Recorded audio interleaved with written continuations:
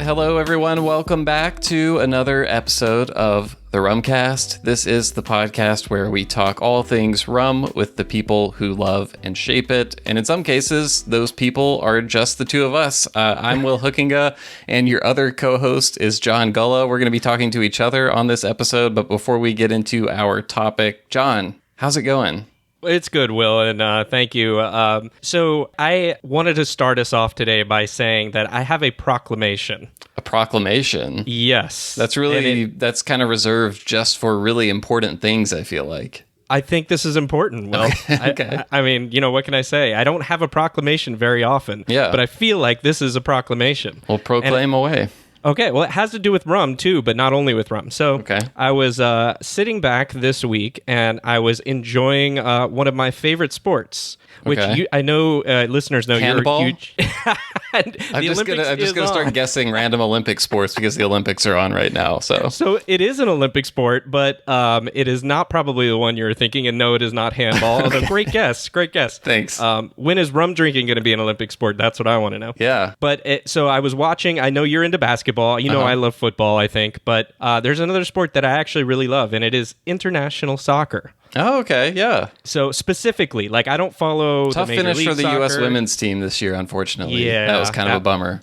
And tough for the men that didn't even really work in the tournament for the Olympics. Yeah, I mean, we don't even really need to talk about the men's team. I feel like they're so far behind the women. But do we? Because actually, I have no idea what I'm talking about, so maybe we do. You're the soccer expert here. Well, so this is the reason I wanted to bring it up is those who are in the know here and have been watching a little bit. The Nations Cup last month, and then this month was the Gold Cup. For CONCACAF, which is I won't bore you with the details. Why are there or any so of the many listeners. tournaments in soccer?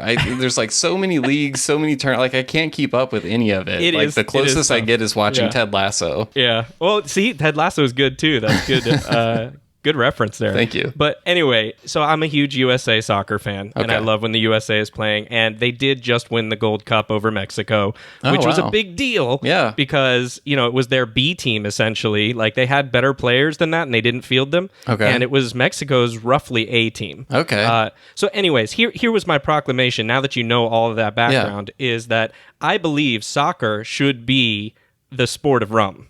Soccer should be the sport of rum. Yes. I don't know where you're going with this yet, but I just like the way it sounds. Yes. What other sport do you know that has such a global presence? That's true.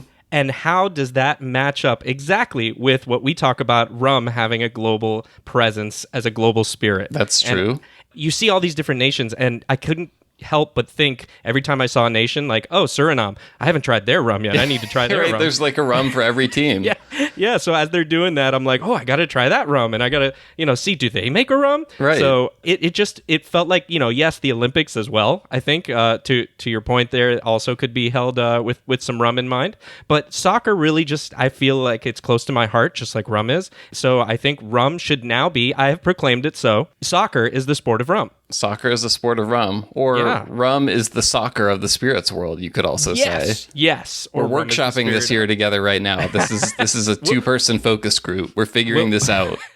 We'll get there. FIFA, contact us. We'll get there. Or rum collectives like Worspa. These are free ideas right here. If you need to market rum as a spirit, there you go. Rum is the soccer of the spirits world. That's boom. I think Kick that's back, gold right there. Enjoy a match with a glass of rum. You can't beat it. There's some really good partnership opportunities. I've started to see some brands partnering with American sports franchises. I think Tandway is now like the official rum of. It's one of the Minnesota teams. It's the Vikings or the Timberwolves or someone like that. So I'm seeing all these sponsorships. So maybe soccer, football is the next frontier of rum sponsorships. I think we're onto something. Yeah. Yep. Wow. Well, I love that. And I would say, soccer kind of has a history in the U.S. of being sort of an underrated sport. Oh. You like where I'm going with this? You see how I just bridged that transition? Smooth transition, yeah. So we wanted to talk about today underrated rums. Rums that each of us, we each didn't spend too much time discussing the framework of this episode. It was just like, hey, let's each come up with 3 rums we think are underrated, and let's talk about them on an episode. So that was the criteria we came up together, and then John and I went our separate ways came up with our own separate criterias. I'm sure we haven't even talked about that yet. We're going to get into it on this show. So we each have 3 rums to talk about, and we're going to get into that today. So I'm really excited to hear what you have picked out, John, because I don't know what your selections are and you don't know what mine are. And also, after you're done listening to this, let us know what your selections are. Send us an email, host@rumcast.com. That's HOST@rumcast.com. Let us know what you think is underrated, what maybe people are overlooking right now, or hit us up on social media and let us know. But yeah, I'm excited to get into this. So if you're ready, let's do it. Let's go.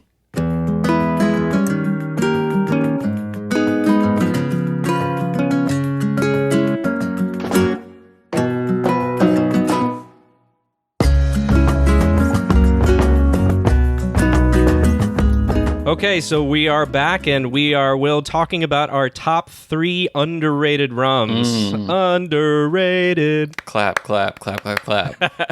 And so I think it's fair for us to start by talking about, as you mentioned in the intro, we don't really know each other's picks, and nor did we really discuss anything other than saying, hey, let's make our top 3 underrated rums. So, Will, where did you start thinking about how to approach this and the thought behind it?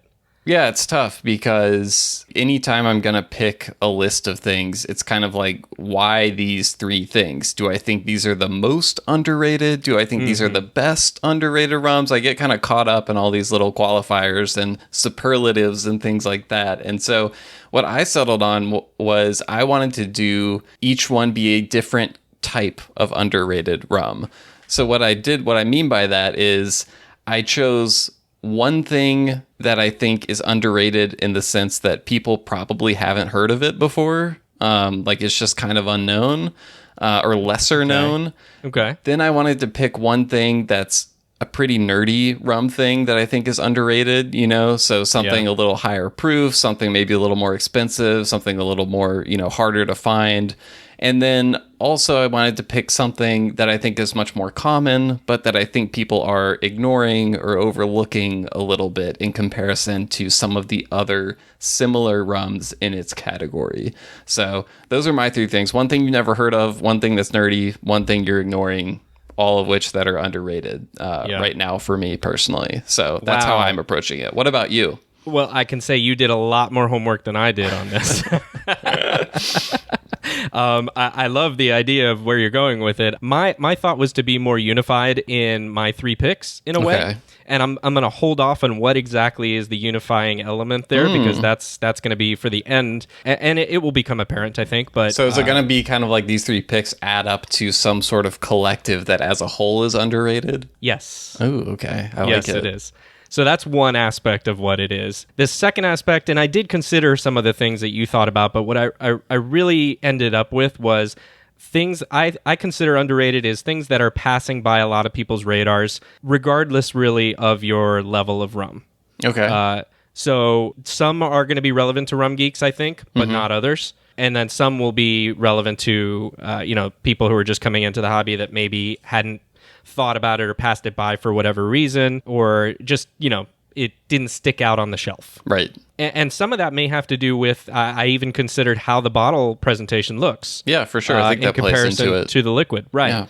Yeah. That's kind of where I went with it. But I also had 2 others that I would almost consider honorary mentions. They didn't really fit the criteria because another element to the criteria that I wanted to have was these need to be readily available. So see, that was one of the tough things for me was if I wanted to do everything that was readily available, it kind of like stuff became, I don't know, like I'll let my picks tell the rest of the story. Sure. And when I say readily available, I don't necessarily mean you can walk into any liquor store and get it. I mean that it is available. It's not a lost distillery. It's not a bottle that was, 17-year-old Ray and nephew. 17-year-old Ray and Ting. That would be that would be interesting. Would be something. I wonder what happens to Ting after 17 years. It's probably interesting. Yeah. If anybody's done it, let us know. Interesting. You caught that. Nice. That was good. Okay, the first honorary mention I have is not going to be a surprise to anyone, probably. It is a Foursquare ECS series. Okay. Which one? So I'm going to tell you, and you could probably saying, well, John, how could an ECS series Foursquare be underrated, first of all? That is... Well, I mean, yeah, okay, go ahead. I think what I'm approaching with this, and this is why it's not in my top 3 list, is it's underrated when directly compared to other ECS The other ones. releases. Yeah. Right. And it gets forgotten about or pushed to the side. And I don't really think that's right. It only got like a very large amount of love instead of an ultra amount of love. Exactly. So it's Premise.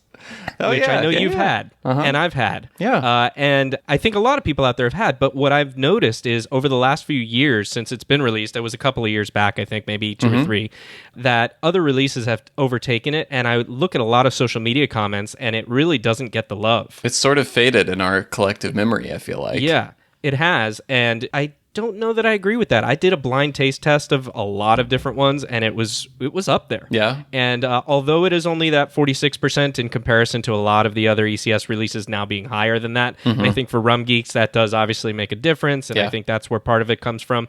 You know, I think Premise is underrated. So that was where my honorary mention went. That would be an interesting exercise to do. I wish I still had a little bit of every ECS release I've ever bought so I could kind of line them up and go back through them. But, you know, I didn't save any. I drank it all, so can't do it. Well, mine are all half full. Oh, wow. I choose to say half full. Look at you. Instead of half empty. Yeah. But yeah, I like to compare. That's one of the main things I love to do. So yeah, in comparing those, I think Premise gets a bum rap. And I think it's a really, really excellent ECS release and can stand up to a lot of the other ones. Yeah, I won't argue with that. So what was your other honorary mention?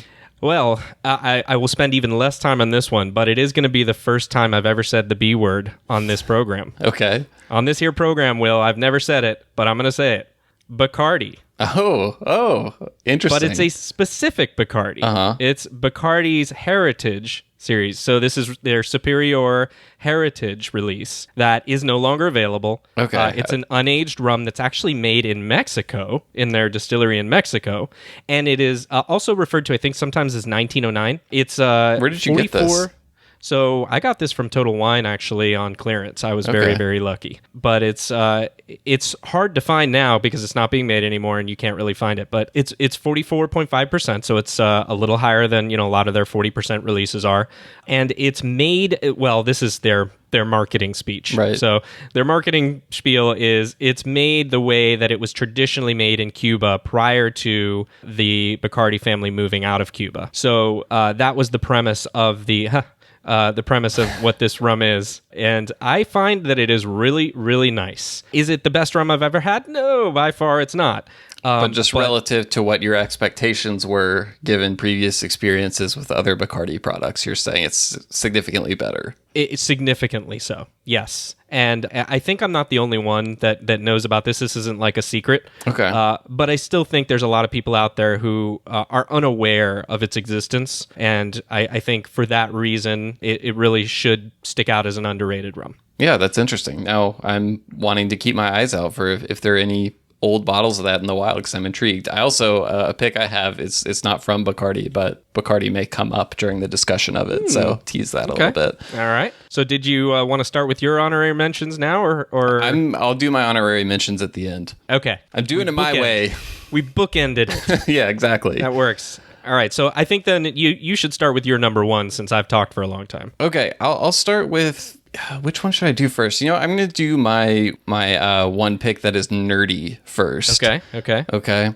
So these are in no particular order then? No. You're 1, 2, and 3. Okay. No, they're in no particular order in terms of like quality or which one I think is most or least underrated. Okay.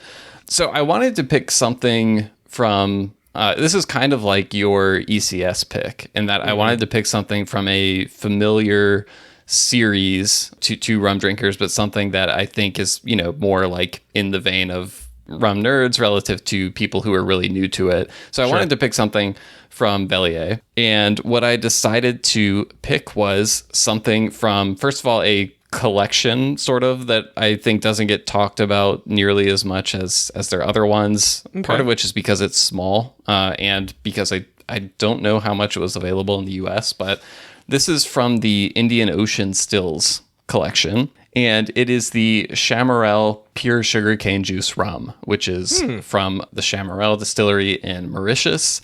It was aged for just 4 years in French oak, and Chamarel is actually, it's a relatively new distillery in Mauritius. Naturally, if you want to learn more about it, you can learn a great deal in Lance from the Lone Caner's review of this very rum that I'm talking about now.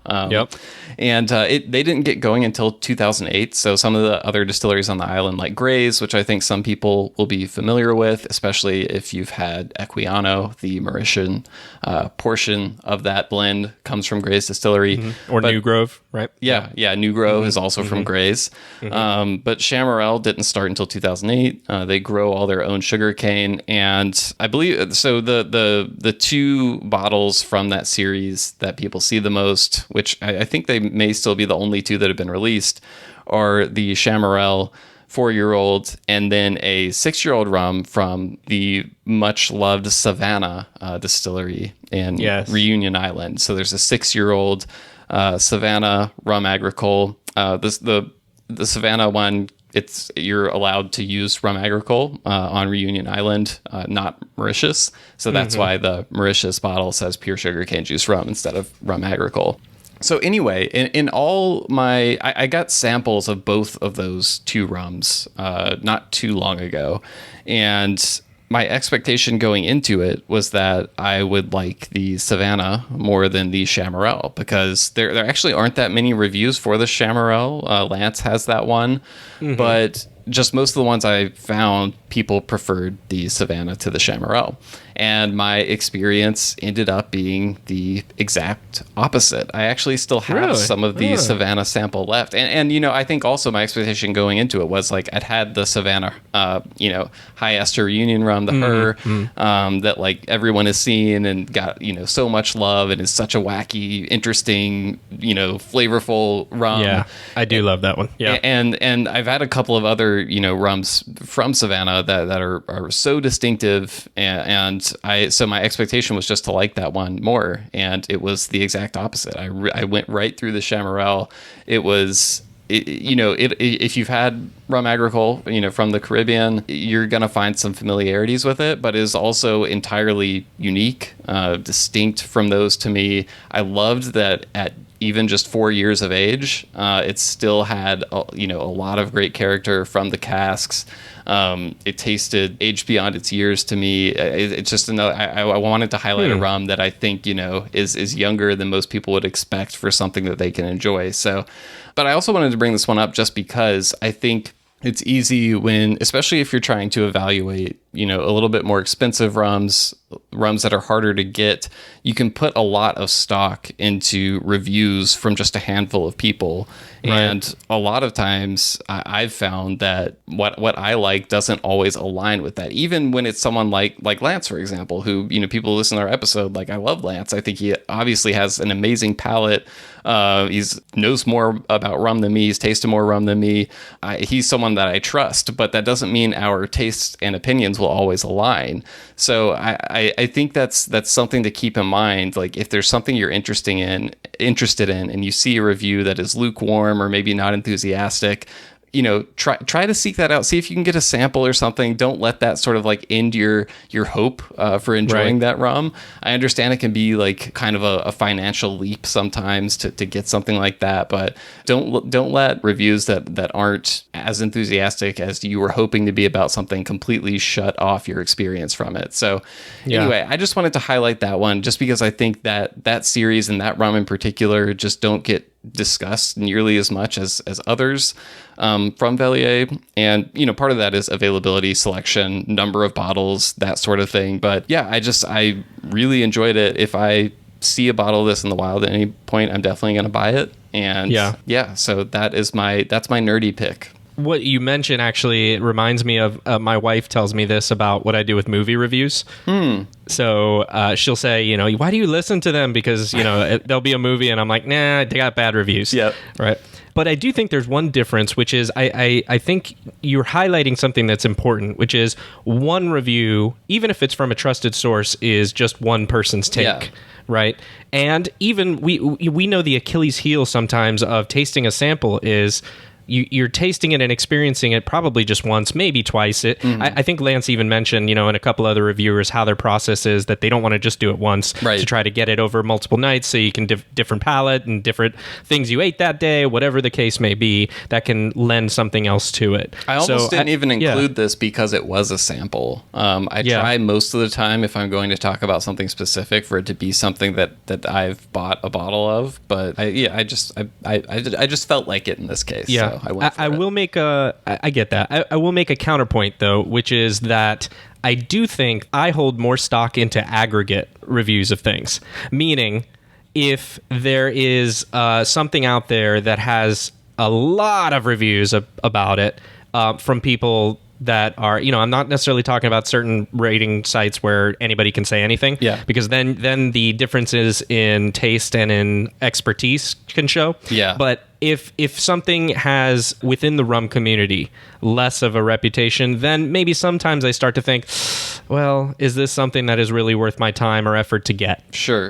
Sure. Because, we don't have infinite budgets. We don't have infinite, we've got to make some choices. So I won't name anything specifically, but I will say that there are sometimes products that does happen with.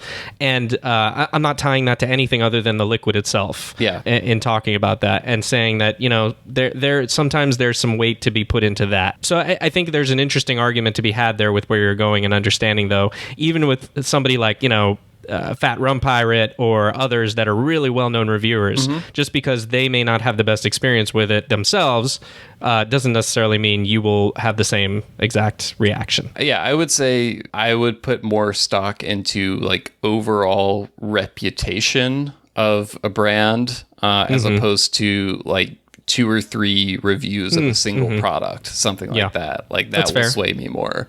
All right, so we hit me with your pick. Yeah, so I'm going to start with one that's pretty rum geeky as well, I think. Okay. But I still think is underrated by the rum geek community. This is an unaged agricole, funny enough, but this is an agricole du Marie Galante. Oh, okay. Yeah. I hope I said that close. And this is Perret Labatt. That's what 59. I was going to guess. As soon as you said Marie Galante. Yep. So this is the Labatt 59. And I think, number one, this bottle is very, very, what would be the word I would use for this? It's kind of stark. Stark. Yeah, I was going to go there, or acetic maybe. It's just very plain. Yeah. So I don't think that's a bad thing. And I think a lot of people will like that aesthetic. It's unassuming. But it's unassuming, and you may pass this by. It's monochrome, even. Not that all of that really makes a difference, but, it can when you're staring at a shelf or staring at products, you may pass it by. And I have to say that you should not pass this by, because this rum is phenomenal. I've been seeing this more and more lately, and I haven't. It's like on my list of I know I need to get a bottle of this, but I haven't yet. So you must. Yeah, you're pushing I will me go that far. You're pushing me toward it. Well, and let me tell you the other reason why I think you must. This rum is something like $35 or so. Yeah. That's insane for the amount of quality you're getting here. And I think that might be yet another reason why it's underrated in our community, because sometimes, how we can subconsciously equate price with quality. And, I really try hard not to do it, but sometimes it will filter into our decision making. I was going to say, I also think there's a tendency when you're more getting into rum, and maybe you've had an agricole or two but haven't totally gone headfirst into the pool yet. I think there's a little bit of a tendency sometimes to think that they all are going to be very similar or the same. So one of the things I wanted to ask you is what stands out to you about that one in particular relative to other Blanc agricoles that you've had? Sure. So I'm really enjoying the category as a whole. So some of the others that I've had, I don't think I could really point to one that's a Rum Blanc agricole that I've not enjoyed, but I also have only had maybe 3 or 4 at this point. So not a huge amount of experience. That said, I think this one for me brings with it the biggest kind of punch of flavor, but still maintains its ability to be sipped neat with no problem, even at 59%. Yeah, so that's the other thing about, the price point you mentioned, is getting something at 59% at that price is really nice. A foolproof spirit that is... Is it a liter bottle? It is a liter as well. Yeah, there you go. Yes. Yeah, good call. I was going to mention that. It's a liter bottle at that price. And, I would struggle to tell you in terms of flavor profile what I think is different about it, partly because I haven't tried a lot of the rum blancs in direct comparison with it, and I need to. I will tell you that the Sharonda is great, and I'm really enjoying that, even though I know it's cane juice rum, but, we'll get close. Nissan. Really enjoy that. Nissan's Blanc offering, and L'Esprit is really good. But for me, this one outdoes that and is cheaper. So, I mean, I don't know other than that why it would be as underrated, but I really do feel like this is bringing with it a quality of spirit that is rarefied air at a real attractive price point for the foolproof spirit that it is. So I really think if you see it, you ought to snatch this one up and thank me later. Yeah. And, from an island other than Martinique. Maybe that's another reason. Maybe it's less well known. And so maybe that's something else that factors into it. All right, so moving on to your number 2. Give it to me. Yeah, so I did something nerdy. So now I will do my something that I think people are kind of ignoring or overlooking category of underrated rums. So this one, I want to talk about Don Q's cask finish and single barrel releases. Why are you laughing? Because it made my short list and I cut it off at the last moment. So now I'm kind of really happy. So I feel like I'm not alone then. Yes. So I wanted to pick this rum. I'm kind of qualifying these as underrated within the a category of products that are similar to it. So there's a really large number of aged Latin American rums, that are lighter bodied, lower proof, seen maybe not as challenging or interesting per se, but they're often some of the first rums people have when they first get into it.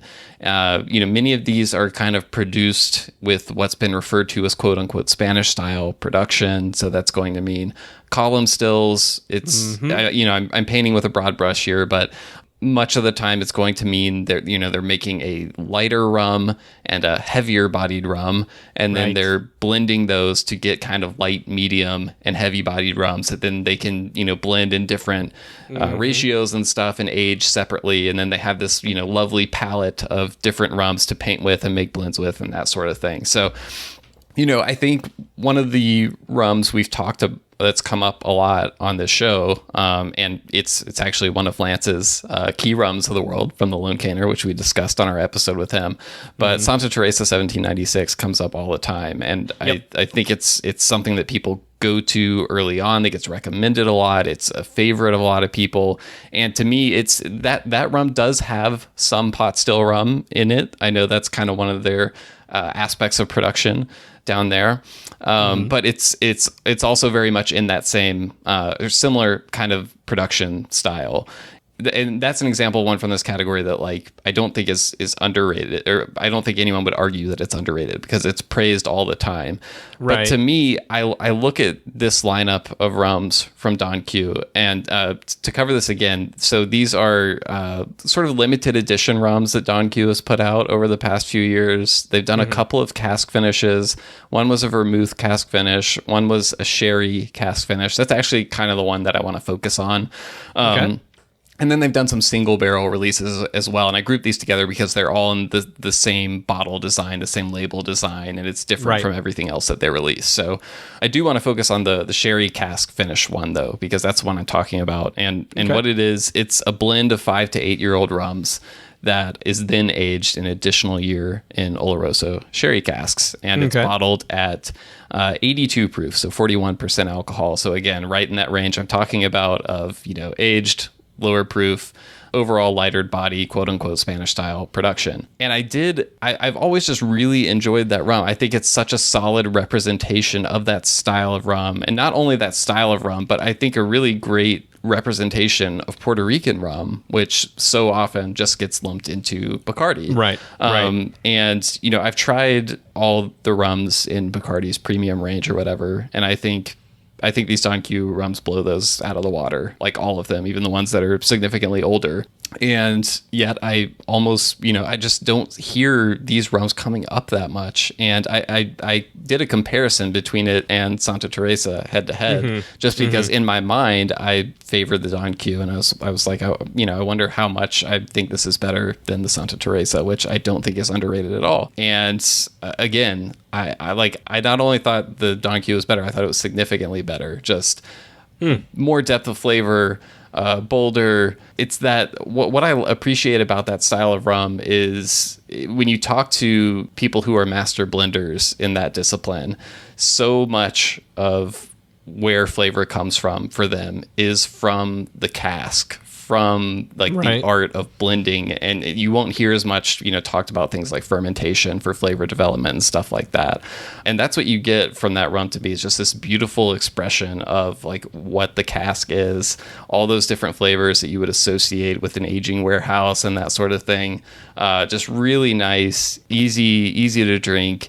It makes me cry for wanting something like that at a significantly higher proof. I want the cask strength version so bad. I would love to go down there to the aging warehouse at Sarayes and see what's happening, what they have behind the scenes, because they have just tons and tons of casks there. And I would kill for us to get the Velier style release of of something from Sarayes. So hopefully maybe someday that'll happen. I don't know if it will, but I will say that in that category of rums that I'm describing, I think those rums are really underrated compared to their peers sort of in that category. I agree with you. I think you're right. And as part of the research when I was doing this, I did partake in the Single Barrel 2005. Oh, nice. Which I have in my collection, as well as the 2007. And I really enjoy those rums as well, and I can see where you're saying that, because as you were talking about it, I was like, I really do think those fly under the radar. And so I think you nailed it with what we're trying to go for here, even for a person like me. I enjoy it very much. I, like you, feel exactly the same, that I just wish it was a little higher proof. In comparison to some of the other rums I was experiencing. It's tough to go back and forth because they can't compete. So, when I'm putting in Pere Labat 59 next to it, I know in my head that these are completely different categories in so many different ways, and yet you can't fool your palate at that point if you're doing that back to back or nearby. I just wish it brought a little bit more with it. But I will say this, I'm going to jump into my number 2 because it aligns so well with what you just said. Oh, and I do, before you get into that, I just want to note, in the interest of full radical transparency, which is a principle I try to live by, I do want to note to people that I did a little bit of work with the Rums of Puerto Rico program. I helped them produce a podcast series, just putting that out there so you have all the information. That, I don't think that influenced my pick of Don Q, other than, it pushed me to try some of Don Q's products, which I purchased on my own. And, I didn't say the most flattering things about Bacardi during that. So they're part of the Rums Puerto Rico program too. So just putting all the information out there for everyone, just in case, they see the podcast and they're like, wait a second here. So just wanted to be above the board on everything. Makes sense. And I appreciate that. And Will, full transparency from me as well. I'm 1/4 Puerto Rican. Okay. So, so what that 1/4 of me might be influenced, who knows? Okay. So what I was going to say is, with my number 2 is we really aligned on this one, because pretty much everything you talked about, I was going to mention in some way about my number 2 pick. Okay, nice. It's a Spanish, quote unquote, Spanish style rum. It is not from Puerto Rico. It is from a nearby Caribbean island called the Dominican Republic. All right. It is a comparatively dry rum to many of the Spanish style you usually find, but I think this is probably my most controversial pick, because I have to be honest with you, I am not entirely sure if there's any dosage in this bottle or not. Okay. And I will go back and just add on that the Don Q rum is not sweetened. Right. So I do know that if it is sweetened, this product, that it's not by much. Okay. And the research that I was able to do showed very, very low numbers. So, 3, 4... gallons so in that per liter. 0 to 5 range. Exactly. Right. So we're not talking sort of about, like a gray area. Exactly, Yeah. right. But I want to be upfront and honest in saying, look, I don't know exactly what the practices are, and they don't tout no additives really. Right. But if you press them on it, they might say, no, we don't add anything to it. But, that's different to me than being transparent and putting that on the bottle. Yeah. You're doing what you can. Exactly. So this is Brugal 1888. Oh, yeah. You were texting me about this not too long ago. Yeah. All right. So tell me all about it. In the interest of being transparent in the same way, I did attend an event here in Miami pretty recently that talked about Brugal 1888. And so that was the first time I had tried it. By the way, just to circle back to, this is an example of something you referenced earlier where I have seen this on the shelf so many times and I've always just passed over it. I've never had it. I've always just kind of disregarded it.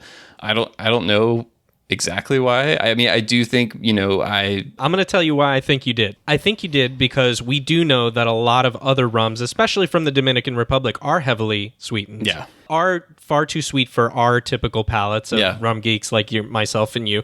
No age statement on it. A lot of lower proof. It's lower. It's 40%. Exactly. Yeah. So that's why, because I was going to tell you, it's the exact same reason I passed it up on the shelf. Even though I've seen it time and time again, and it's everywhere, but I really haven't purchased it. Okay. Well, I went to this event partly because, I was just starved for in-person contact, I think, at that point. This was a while ago when COVID was not as bad. And so went to this event and tried this Brugal 1888 with an open mind, and I really did enjoy it. And I have to say that I do believe, like I said, this does not feel like a sweetened rum to me. It feels like a dry, nice wooded rum. I mean, from what I understand, there's 6 to 8 years that it's first matured in ex-bourbon barrels, roughly. And then it's also, just like you mentioned with the Don Q, that it's then goes into sherry. So it's secondary maturation in sherry barrels for a spell, whether it's 6 months or a year or something along those lines. Right. So it is double matured in that way, and it does tout that on the bottle as well. Do they use the term double matured? They say doblemente añejado. Okay. I'm always interested to know like how it's described. Yeah, doubly aged, I think is what that means. My Spanish is never great, but I think it's close. So yeah, they are touting that on the bottle, and the same shortcoming, I think, is I do wish it was 43 or 46%. I do feel that would improve it significantly for people like us. But I was pleasantly surprised by this. And I think compared to a lot of other rums that you would find on the shelf, as we mentioned, and why we passed it up in the first place, it really doesn't at first stick out from them, but it should. Because I think, similar to what you said with Santa Teresa, it's a far different rum that gets lumped into this category, that I think that's why it goes unnoticed by rum lovers like us. So, and column still, as you mentioned, this is column still. By the way, the Labatt 59 was also column still rum. No pot in either of those. So those are things to me that probably I feel different like, kinds of column stills between those rums. You should know. I believe so. Yeah. Yeah. But and right, there's a lot of differences there, and not one column still is alike to another. Right. But I do think that this is a good quality rum, and I don't think it should be passed up for those that are looking for a lighter bodied Spanish style nice experience that you can relax with. Yeah, I would put Don Q in the same category. And I think that's a really nice, enjoyable category of rum with a lot of tradition, but there's so much stuff that folks like us don't care for as much that you were talking about, which is part of the reason why I passed over that bottle again and again, in terms of, lack of transparency, sort of deceptive marketing practices, deceptive age statements, stuff like that, with a decent amount of very popular Latin American rums that these get overlooked. So I love that we walked away with 2 examples for people to check out and maybe give a chance. Exactly. Right. All right, moving on. So number 3, this is my rum that people have probably never heard of. Some people listening to this have heard of it because, let's face it, this is a rum podcast. So our listeners are deep into this stuff a lot of the time. But I do think this is one that most people have probably not tried. And what I wanted to do with this, I wanted to reach into my bag of lesser known American rums. I think a lot of listeners will know this is a category that I look at heavily because I have another project called American Rum Report, where I'm looking at rums made in the US. And this is one of the, to me, standout distilleries and the rum that I like the most from this distillery, and doesn't have super wide distribution yet. Okay. They're really small, and just doesn't get mentioned as much as some of the other American craft American rum distilleries, whether that's Privateer, Montagna, or Richland, Maggie's Farm, stuff like that. You don't hear from them quite as much. So this is your hipster pick. Yeah, this is my hipster pick. You can like it before it was cool. So this is from a distillery in New Orleans called Rumcast, and it is their overproof rum.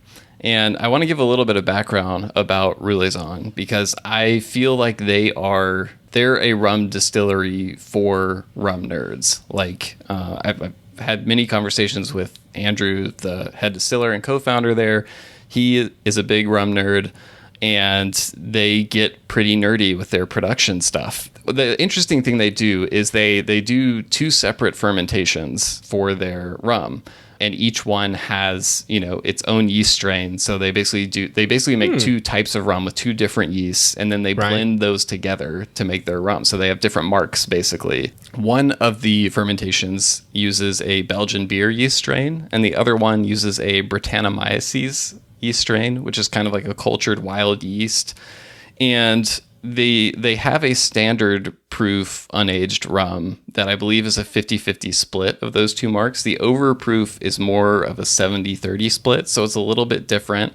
And if you've read about Rumcast before, there was an article by Wayne Curtis a few years ago, who wrote the book And a Bottle of Rum.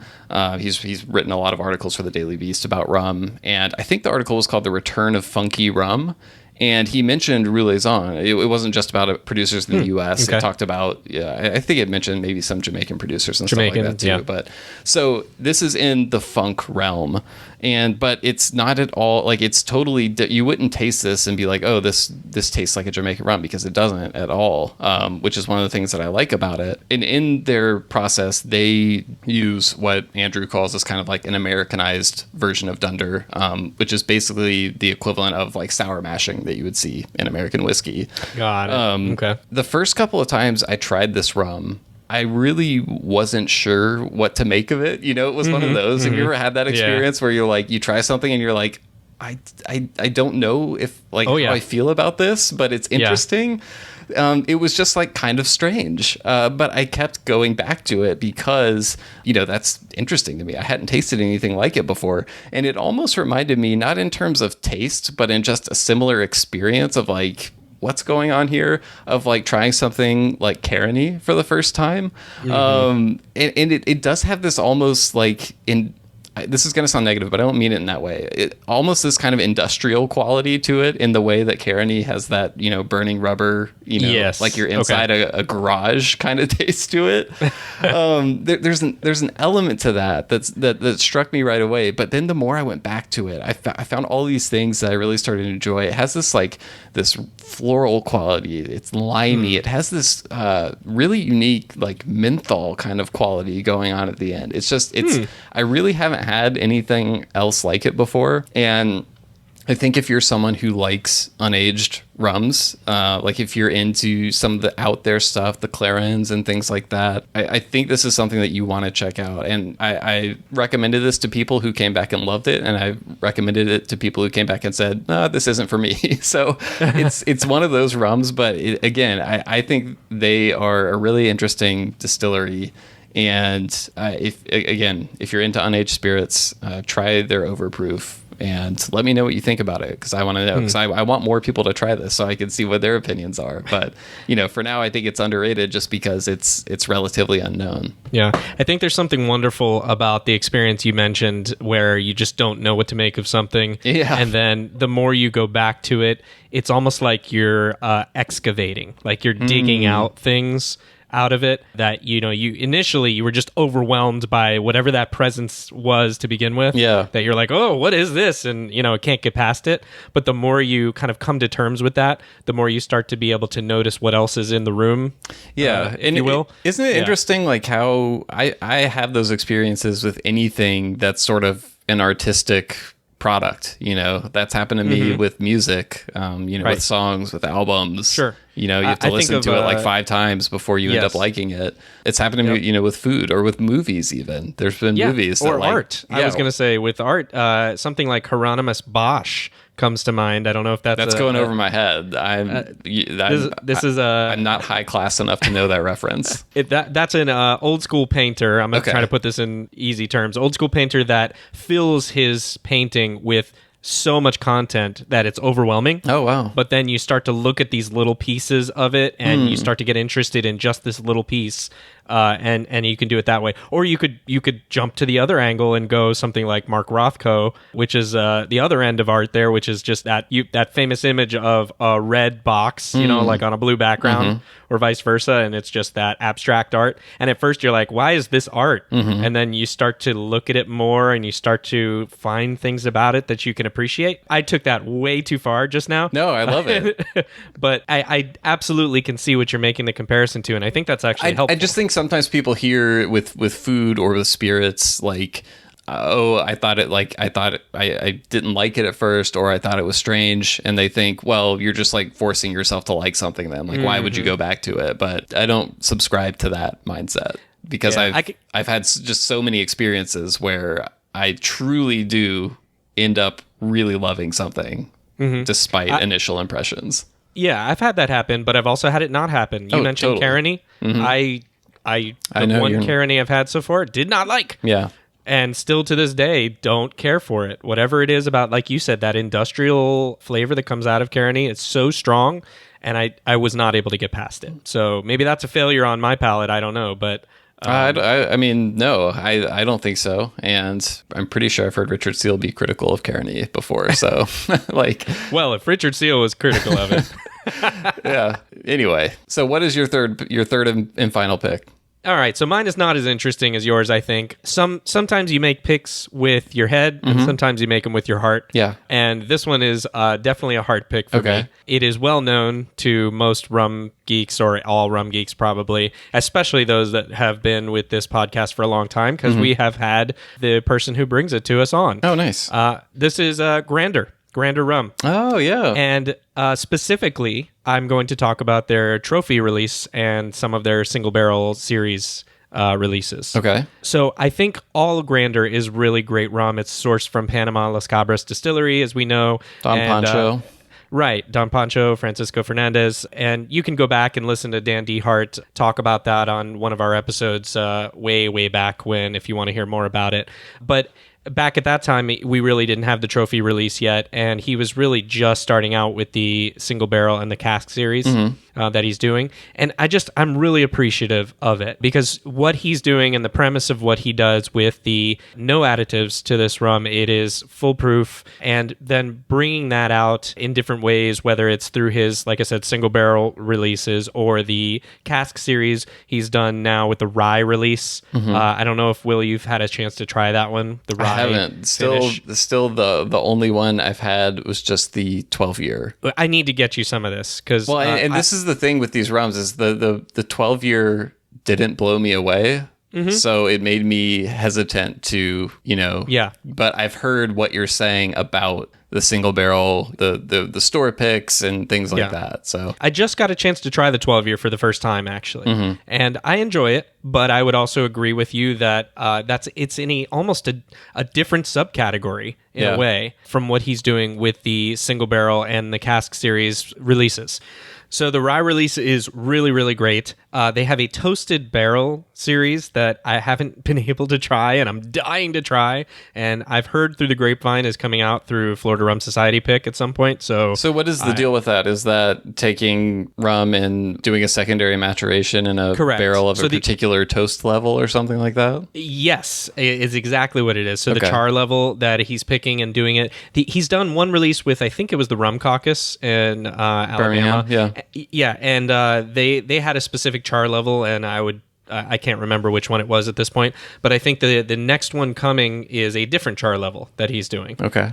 So should be fun to compare those. Exactly. I just like the idea of being able, similar to what you talked about with the Don Q series, of being able to put a similar distillate and having confidence and faith in the brand to know that, hey, this is a similar distillate, but variations of it. And so it's almost like listening to a good symphony and having those variations of a different area of a symphony that you can appreciate, Right. come back to those same strong motifs and themes, but in different, orchestrations or bodies or whatever that is. Yeah, it's a different context. I'm really, really appreciative of what he's doing with Grander. I have yet to meet one that I really don't like. And so And you mentioned the trophy release yeah. specifically. Like what Yes. what is distinct about that relative to the other releases? Sure. So the trophy release is a batch release that he is doing that is a mix of, I think it's the sherry seasoned barrels as well, that it's a little higher in proof than the 8-year and the 12-year, similar to what he's done with his single barrel releases, but this one is not a single barrel, it's a batch release. Okay. So the trophy release is analogous in a lot of ways to the 8-year single barrel releases, but because the nature is different, he's doing it as a larger batch release, higher proof than the standard 8-year release is. The batch that I have is 55.2 ABV, and I find it to be a really, really well done example of a column still Spanish style rum. If you haven't noticed, I feel like we've gone back to, or this category has come up several times, just because, again, going back to, there are so many rums within that category that are kind of viewed poorly or have a bad reputation, that it causes you to underrate the ones that are good in it, or overlook them. Yeah, I get that totally. And if you hadn't figured it out by now, the theme that I had was all column still. Oh, there you go. Rums, which I think are in themselves underrated, as we've mentioned on this podcast before. So I had a dual level going here with my list of what I thought specific examples and also just the category. I do really feel strongly that column still gets a bad name sometimes because of exactly the reasons you mentioned. And I think we need to continue to explore that column still rums, although they're going to be different than pot, and we can still love what pot still rums give us, and blends for that matter, but that there is a space for an honest, good column still rum that should be explored by rum geeks like us. Yeah, and I mean, there's nothing inherently wrong with column stills. I mean, you see the same thing in the whiskey world.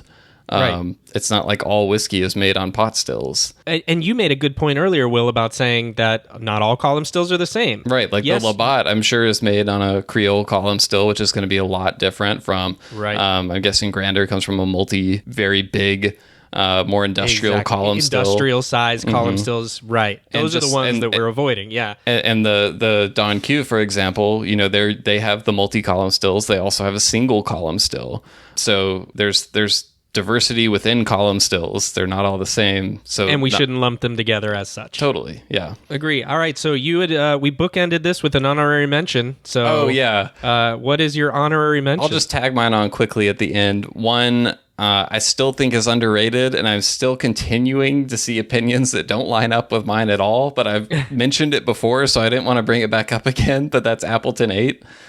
I still think it's underrated. Everyone prefers the 12, but I think the 8 is really good. And I'm curious, I just saw for the first time in my market the 15 on shelves. Yep. Black River Cask. And I'm really interested. I want to get a bottle of that and try it, because I think I don't know, it might end up, this is going to get into a whole separate discussion, but anyway, I won't go down that rabbit hole. I'm just saying, I think the 8 is underrated. Everyone goes straight for the 12. If you haven't had the 8 before, give it a try. The blend is different from when it was reserve or whatever it was before. So try it out. The other one was just Clarin Merlot, which is just almost never brought up. Relative to the Velier Clarins, but another very fine product and representation of that category. And I think if you like the Velier ones, check out Merlot. It's the one that the bottle has the tree on the front, white label, kind of pretty cursive looking font. It might not be cursive, I don't know. But I was able to attend an online tasting with them. It's a nice product. So I haven't seen that in my market at all. Yeah, I think it's a little sporadic. I don't think the distribution is all there yet, but it's just, it's one of the few Clarins available on the export market, and don't see nearly as much about it. But I think it's a really solid product. So just stick those two on the end. But yeah, we could talk underrated rums all day because rum as an entire category is underrated. And but yeah, This was really fun, and I've got some homework. I needed to try the Brugal that you brought up. I need to try the Grander as well, so that's some homework for me. Yeah, I thought it was a fun exercise for us to do, and I hope that, as you mentioned at the outset, that we've inspired some people to maybe explore some other rums in the market and find and let us know, and others, what are the underrated rums that they feel are out there that people ought to be paying more attention to. So seriously, send us an email and tell us what you think is underrated right now, because I'd really love to hear thoughts from listeners. Hit us up on social. Let us know. Host at rumcast.com. That's right. Get in touch with us. While you're at it, leave those reviews for us. We love hearing from you. We love knowing when you are appreciating what we're doing, or that when you have ideas of what we could do. Totally. And you want to hear more of us or of others. Speaking of ideas, I'm really excited for our next guest, and I won't spoil it, but... Oh, I thought you were going to do it. No, I'm not going to spoil it, but I will say it's from a distillery that there is a lot of interest in, and I just think you'll get to see a different side of it, so I'm really excited about that. Well, we will see everyone then for that, and we hope you enjoyed this episode, and thank you all so much for listening. We really do appreciate it, and we hope to see you next time. Yep. Until then.